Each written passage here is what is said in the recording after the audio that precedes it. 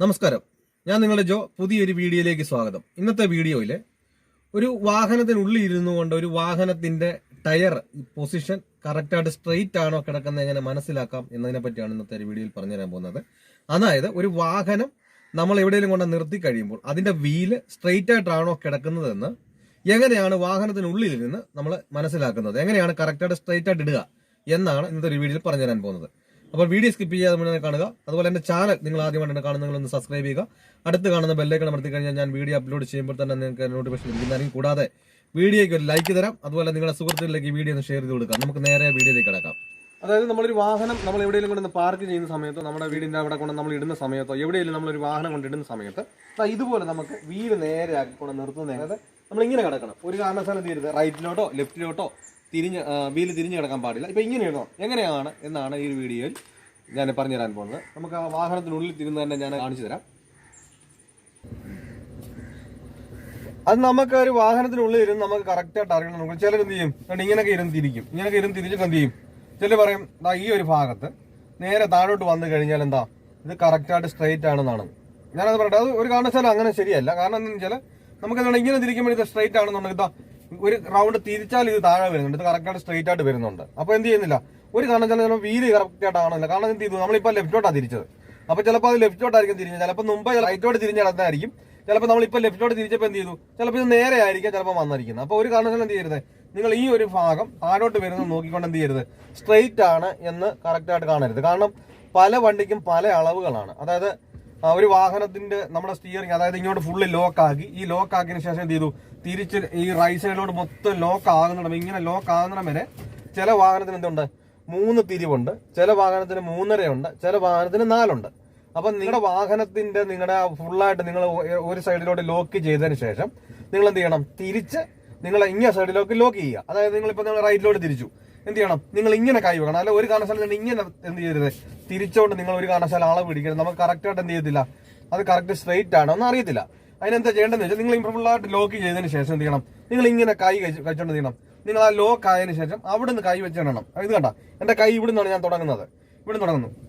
കണ്ട, അവിടെ വന്നപ്പോൾ എന്ത് ചെയ്യും, 1 2 3. അപ്പൊ ഇതിന്റെ പകുതിയായപ്പോ എത്രയായി, 3.5. അപ്പൊ ഈ വാഹനത്തിന്റെ അളവ് എത്രയാ, 3.5 അപ്പം ചിലർ പറയുന്നത് 2 തിരി 1 തിരി എന്നൊക്കെ പറയും. അപ്പൊ ആ വാഹനത്തിന്റെ പകുതിയാണെന്ത് 2 തിരിക്കാൻ പറയുന്നത്. ഞാൻ പറഞ്ഞില്ലേ, 3 കാണും ഒരു വാഹനത്തിന്, 3.5 കാണും, 4 കാണും. അപ്പൊ നിങ്ങളുടെ വാഹനത്തിന്റെ അളവ് എത്രയാണെന്ന് നിങ്ങൾ എന്ത് ചെയ്യണം, ഈ ഇതുപോലെ ലോക്ക് ചെയ്തതിന് ശേഷം തിരിച്ച് ലോക്ക് ആകുന്ന വരെ എണ്ണിയതിനു ശേഷം അതിന്റെ പകുതി എത്രയാണെന്ന് എടുക്കുക. ഇപ്പൊ നമ്മുടെ വണ്ടിയുടെ എത്രയായി, 3.5 അപ്പൊ നമ്മുടെ വണ്ടിയുടെ പകുതി എത്രയായിരിക്കും. ഇപ്പൊ എങ്ങോട്ടാ ഫുൾ ഒടിഞ്ഞു കിടക്കുന്നത്, അതൊന്ന് കാണിച്ചേ. ഇത് കണ്ട, ഫുൾ എങ്ങോട്ടോ ലോക്കായി.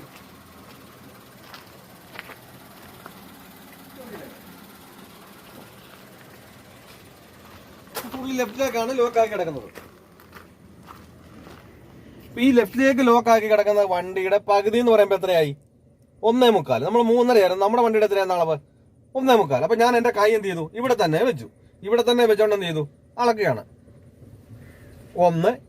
അപ്പൊ 1.5 എന്ന് പറയുമ്പോൾ എവിടെ വരും, ഇവിടെ വരും. അപ്പൊ 1.25 എന്ന് പറയുമ്പോൾ എവിടെ വരും, ഇവിടെ വരും. ഇവിടെ വരുമ്പോൾ എന്ത് ചെയ്യും, 2 ആവും. അപ്പൊ നമുക്ക് 1.25 എന്ന് പറയുമ്പോൾ എവിടെ വരും, ഇവിടെ വരും. അപ്പൊ ആ കൈ എന്ത് ചെയ്തു, ഇവിടെ കൊണ്ടുവന്ന് കഴിഞ്ഞ ശേഷം എന്ത് ചെയ്തു, ഇറങ്ങി നോക്കുകയാണ്. ഇത്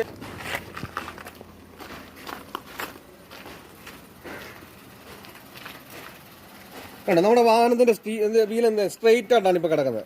അപ്പൊ നമ്മുടെ സ്റ്റിയറിംഗ് എങ്ങനെ കിടക്കുന്നത്, ചരിഞ്ഞ ഒരു സൈഡിലോട്ടാണ് കിടക്കുന്നത്. അതെങ്ങനെ അങ്ങനെ കിടക്കുന്നത് ഞാൻ പറഞ്ഞുതരാം.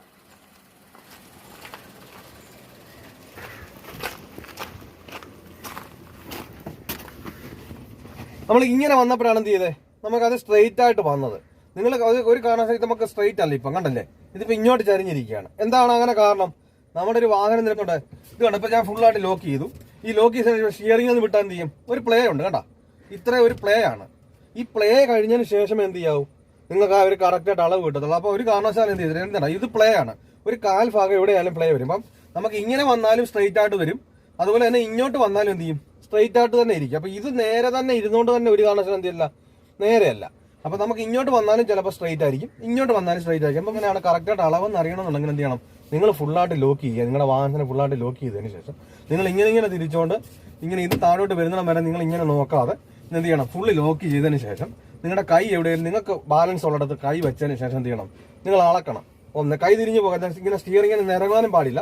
നിരങ്ങിയാലും അളവ് തെറ്റിപ്പോ. കാരണം നിങ്ങൾ ചിലപ്പോൾ ഇപ്പോൾ എണ്ണുമ്പോൾ ചിലപ്പോൾ 4 കിട്ടും, ചിലപ്പോൾ പിന്നെ എണ്ണുമ്പോൾ 3.5 ആകും, ചിലപ്പോൾ പിന്നെ എണ്ണുമ്പോൾ 4.5 ആകും, അങ്ങനെയൊക്കെ ആയിപ്പോൾ. അപ്പം നിങ്ങളുടെ കൈ ഈ സ്റ്റിയറിങ്ങിന് ഇളകാൻ പാടില്ല, ഫുള്ള് ലോക്ക് ചെയ്യുക.